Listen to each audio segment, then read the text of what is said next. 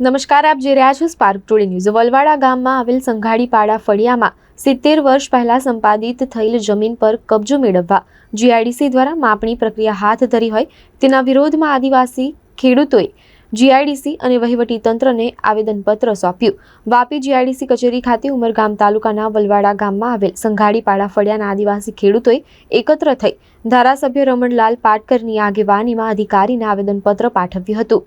આ અંગે ખેડૂતોએ વાપીના પ્રાદેશિક અધિકારીઓ દ્વારા આદિવાસી ખેડૂતો અને મૂળ કબજેદારોની જમીનો પર કાયદાની યોગ્ય પ્રક્રિયાને અનુસર્યા વિના ગેરકાયદેસર રીતે કબજો મેળવવાના વારંવારના પ્રયાસો અંગેની ફરિયાદ અને સુનાવણીની તક આપવાની અરજી કરી હતી। વલસાડ વહીવટી તંત્ર અને જીઆઈડીસીને સંબોધિત આવેદનપત્રમાં ગામ લોકોએ રજૂઆત કરી છે કે અમે આદિવાસી ખેડૂતો વલવાડા ગામ કાયમી રહેવાસી છીએ। અમે અમારા જન્મથી અહીં રહીએ છીએ અને અમારી ત્રીજી પેઢી પણ અમારી સાથે રહે છે। ખેતી અને અન્ય કામો કરીને અમારું ગુજરાન ચલાવીએ છીએ।